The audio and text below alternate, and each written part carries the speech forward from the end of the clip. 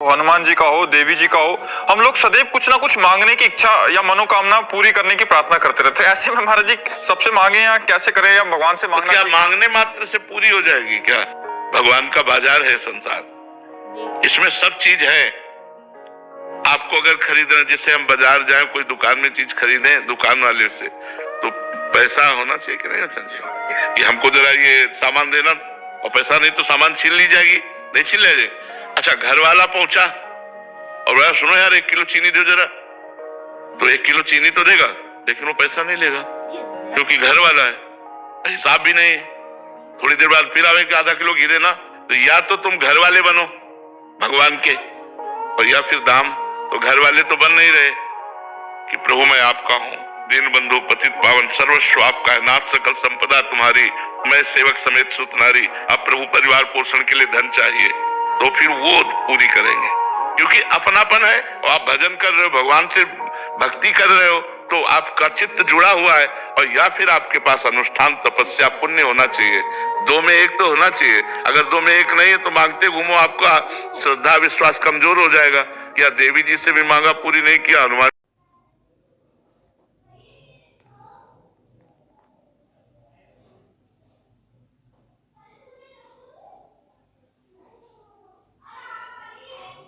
जैसे एक डब्बा लेके आए निमित्त से कि भोग लगाना है, अगर उसी में से 4 पीस निकाले और अलग से भोग लगा दे, तो अगले दिन फिर उस डब्बे से लगा? हाँ, उसी डब्बे से चल ही था। हाँ। तो या फिर पूरा डब्बा लगाया तो फिर वो पूरा प्रसादी हो गया ना? नहीं, 4 पीस अगर हमारी आज जरूरत है, हमने 4 पीस का भोग लगाया, अगर उसमें 8 पीस है तो हम 4-4 पीस 3 दिन भोग लगाएंगे।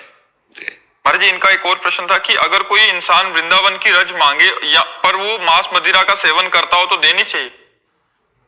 दे देना चाहिए। रोगी है, दवा देनी चाहिए। रोगी है, दवा देनी चाहिए। मरीज है, बड़ा सीरियस मरीज है, उसको तो तुरंत देनी चाहिए। उसकी श्रद्धा तो बनी, और रजरानी कृपा करेंगे, उसकी बुद्धि शुद्ध हो जाएगी और गलत आचरण त्याग देगा। पहले तो उसकी धन्यवाद है कि उसकी रज में तो श्रद्धा बनी कि वृंदावन की रज है, इतनी श्रद्धा ही उसका कल्याण कर देगी, इतना ही कल्याण कर देगी। रज में बड़ी सामर्थ्य है। एक ज्योतिषाचार्य जी वृंदावन अपने मित्र के साथ आए, बड़े ज्योतिषाचार्य थे और सच्चे ज्योतिषाचार्य थे। तो उनके मित्र ने कहा कोई चमत्कार दिखाओ। तो बगल में एक आदमी चल रहा था, उन्होंने उसकी भाग्य रेखा पढ़ी और कहा कल इसे 12 बजे वृंदावन में सांड मारेगा और मर जाएगा। ज्योतिष से तुरंत विचार किया, तो बोले अब यार हम 12 बजे तक इसका पीछा करेंगे। कल तक किया और 12 बजे, ठीक 12 बजे वृंदावन का सांड आया और पेट में सिंह उसेर दिया, वो मर गया। उनको अनुभव हुआ कि इसको भगवत प्राप्ति हो गई। तो उनका ऐसा कैसे हो गया, इसकी तो दुर्गति होनी थी, तो पापी आदमी था, ये भगवत प्राप्त कैसे हो गया सांड मारने से? तो वृंदावन के रसिकों से मिले, उनका हमने उसके आचरण और उसकी गणित से देखा इसकी दुर्गति होनी थी, और भगवत प्राप्त कैसे हो गया? तो उनका वृंदावन के सांड सींग जो है वो रज में ऐसे ऐसे करते हैं ना, उसमें रज लगी थी, तो जब मारा तो उसके पेट में रज चली गई, तो उसका कल्याण हो गया। रज रानी परम कल्याण करने वाली है। कोई मर रहा हो और उसके मुख में वृंदावन की जरा सी रज डाल दो, उसका कल्याण हो जाएगा। भगवान का चरणामृत डाल दो, उसका कल्याण हो जाएगा। तुलसी दल डाल दो उसके मुख में, भगवान नाम सुना दो, उसका कल्याण हो जाएगा। तो अगर कोई शराबी मांस खाने वाला भी है और रज मांगता है तो हमें दे देना चाहिए, जिससे उसकी श्रद्धा तो बनी, सतमार्ग में थोड़ी भी श्रद्धा बनी तो उसका कल्याण हो जाएगा। आज नहीं तो कल उसकी बुद्धि शुद्ध हो जाएगी। तृप्ति तिवारी जी, मिर्जापुर। राधे राधे महाराज जी। महाराज जी, गुरु मंत्र किस उम्र में ले लेना चाहिए? जब होश आ जाए, जब होश आ जाए, जिस उम्र में होश आ जाए उसी उम्र में गुरु मंत्र ले लेना चाहिए। वैसे शास्त्र आज्ञा तो है कौमार अवस्था में। कौमार अवस्था माने सबसे छोटी अवस्था होती है, जब हमें चेतना होती है, मैं कौन हूं, मैं कहाँ कैसा हूं, इतनी जानकारी होने लगती है घर परिवार की, तो उसी समय गुरु मंत्र ले लेना चाहिए। कौमार अवस्था में गुरु मंत्र ले लेना चाहिए। राहुल कुमार जी, दिल्ली से। महाराज जी, अगर हम भगवान के अंश हैं तो वे हमारे अगर शब्द हटा दीजिए ना, इसमें संशय प्रकट होता है।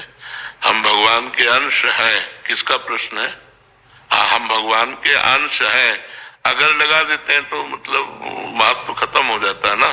फिर संशय प्रकट हो जाता है कि अगर है मान लो, तो ऐसा नहीं। भगवान की वाणी पर पहले हम विश्वास करें, क्योंकि हम आस्तिक हैं। गीता में भगवान ने कहा ममई वांशो जीव लोके जीव भूता सनातनः। इस बात पर हम विश्वास करें ना। विश्वास ही तो इस मार्ग की जड़ है। अगर विश्वास हिल गया तो फिर रह क्या गया? तो अगर हम भगवान के अंश ऐसा लगा देते हैं तो इसमें एक संशय प्रकट होता है। तो हम अगर शब्द पहले वापस करते हैं, हम भगवान के अंश हैं। अब आगे बात। महाराज जी, हम भगवान के अंश हैं, वे हमारी मनोस्थिति हमसे बेहतर स्वरूप में जानते होंगे। फिर आपके जीवन में कोई अगर ऐसी परिस्थिति आती है जिसे आप सुलझा ना पा रहे हो, तो हमें बोलकर उनसे मांगने की आवश्यकता होनी चाहिए या फिर उन पर भरोसा नहीं, रख के? बोलकर मांगने की आवश्यकता है। जैसे अल्पज्ञ माँ भी रोने का इंतजार करती है, बच्चा रोए, ऐसे ही सर्वज्ञ भगवान भी हम प्रार्थना करें, हम भगवान से याचना करें और साथ में नाम जप करें। केवल याचना से बात नहीं, जो हमारे पास नाम रूपी धन होना चाहिए, तभी हमारी कामनाओं की पूर्ति होगी, केवल मांगने से नहीं होगी। अगर आप भजन नहीं करते हैं तो केवल मांगने से भगवान प्रसन्न होने वाले नहीं। जिन लोगों को ऐसा लगता है कि मन दो मन लड्डू पवा के भगवान को अपने पक्ष में कर लेंगे, तो अनंत ब्रह्मांडों का भरण पोषण वही कर रहे हैं यार, इतना तो समझो। वो तो केवल आपके भाव को स्वीकार कर लेते हैं। तो हम नाम जप करें और भगवान से अपनी कामनाओं की अगर पूर्ति चाहे तो अच्छा ही, हम उसे बुरा नहीं मानते, क्योंकि भगवान से वो जीव जुड़ा। खास बात है कि वो भगवान से जुड़ा। भगवान से जुड़ना ही मंगल हो जाता है। जिस भी हम भगवान से जुड़े, चाहे सकाम हो या निष्काम हो, तो हमारा मंगल उसी दिन से शुरू हो जाता है जिस दिन से हम भगवान से जुड़े, भगवान का नाम जप किए। क्योंकि अभी तक हम भूल में रहे कि हमारा स्वामी कोई और है, हमारा मित्र कोई और है। आज हम भगवान को भूल मिटाकर अपना मानना शुरू किया। मान लो कि हमारे प्रभु बहुत धनी है, लक्ष्मीपति है, तो हमें धन की जरूरत है तो धन दे देंगे। तो हमने प्रभु को अपना मानना शुरू किया कि मेरे स्वामी, मेरे नाथ, मेरे प्रभु। बस यही से जीव का मंगल प्रारंभ हो जाता है, यही से जीव का कल्याण शुरू हो जाता है। उसी दिन को परम मंगल मानना चाहिए जिस दिन से हम भगवान को अपना मानना शुरू किया, और उसी दिन से परम मंगल मानना चाहिए जिस दिन से हमने नाम जप शुरू किया भगवान का। उस दिन से हमारा परम मंगल शुरू हो गया।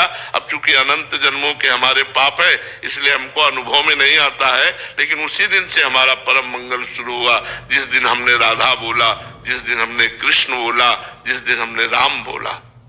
नितिका अग्रवाल जी,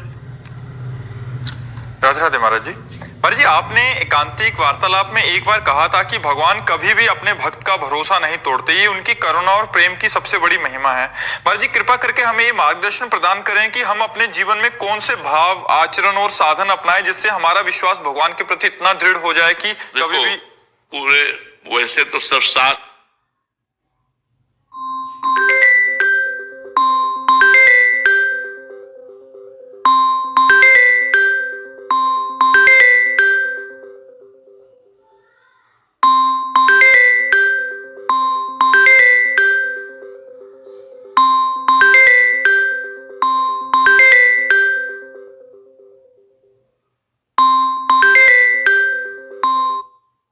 भरे इन्हीं बातों का वर्णन करने के लिए, लेकिन हम सार बात इतनी बताते कि प्रभु, जैसे इस बच्चे ने कहा, हमसे अच्छा आप हमें जानते हैं, हमसे अच्छा आप हमें जानते हैं, क्योंकि कल क्या होने वाला मुझे पता नहीं, आपको पता है। नाथ, जैसे हमारा मंगल हो, भाव हमारा ही होना चाहिए, जैसे हमारा मंगल हो मैं आपकी शरण में हूं। आप हमको वही सद्बुद्धि दीजिए, वही हमसे आचरण करवाइए, वही हमसे बात बुलवाइए जिससे हमारा मंगल हो। प्रभु, हमारी वाणी में बैठ जाइए, हमारे हृदय में बैठ जाइए। आप हमारे द्वारा कोई अमंगल कार्य न करवाइए, कोई गलत कार्य ना होने पावे। नाथ, आपकी मैं शरण में हूं। सबसे बड़ा भाव यह है। आचरण यदि गृहस्थ हो, स्त्री शरीर है तो अपने पति पर, पुरुष शरीर है तो अपनी पत्नी पर, शेष सब में पवित्र भावना। गलत आचरण करने वाला भगवान की भक्ति में अग्रसर नहीं हो सकता। इसलिए चरित्र पावन रखो, अपने चरित्र को ठीक करो। ये जो पराई माताओं बहनों की तरफ गंदी दृष्टि है या पराये पुरुषों की तरफ हमारा जो आकर्षण है, ये नहीं होना चाहिए। अगर ये बना रहा तो अध्यात्म का मतलब क्या रह गया? फिर तो मतलब एक ड्रामा है, एक पाखंड है, एक नाटक है। आज तक हमने किया, आज सत्संग मिला, अब लो नसानी अब ना नसई हो, ठीक हो जाएगा, सारे पाप नष्ट हो जाएंगे। लेकिन जान करके पाप करो तो नरक में धुलाई होगी तुम्हारी, क्योंकि तुम जान करके पाप कर रहे हो, अब उसको तुम्हें भोगना पड़ेगा। तो इसलिए भाव तो हमारा हो सर्वभाव, सब कुछ भगवान हमारे हैं और वो हमसे ज्यादा जानते हैं। मैं उनकी शरण में हूं, वो वही करवाएंगे जिससे हमारा मंगल होगा। और आचरण, चरित्र पवित्र होना चाहिए, भोजन पवित्र होना चाहिए। अगर भोजन अपवित्र है तो बड़ा भजन में प्रभाव पड़ता है कि जैसे रोटी दाल पवित्र भोजन पाके और भंडारे का गुलाब जामुन और अच्छे अच्छे पदार्थ पा करके और बासी कुशी भी पा करके जैसा मिला वैसा, तो भजन में अंतर पड़ता है। जैसे बासी भोजन कई दिन का है और वो मिला तो प्रमाद स्थिति लाएगा, वो भजन नहीं होने देगा।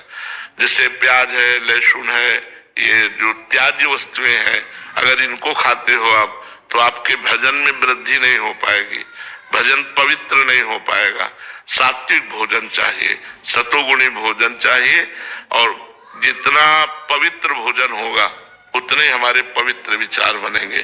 तो हमारा भोजन पवित्र, हमारा चरित्र पवित्र, हमारा चिंतन पवित्र, और भगवान का नाम जप करें, इसी से सब हो जाएगा। इतनी बात समझ लो, इसी से सब हो जाएगा। कई बार आप समय नहीं दे पाते हो, मतलब दिनचर्या तो। हाँ, तो हमारा कथन है कि आप जो दिनचर्या कर रहे हो उसमें जो आपका खाली समय है, आप उस समय नाम जप कर लीजिए।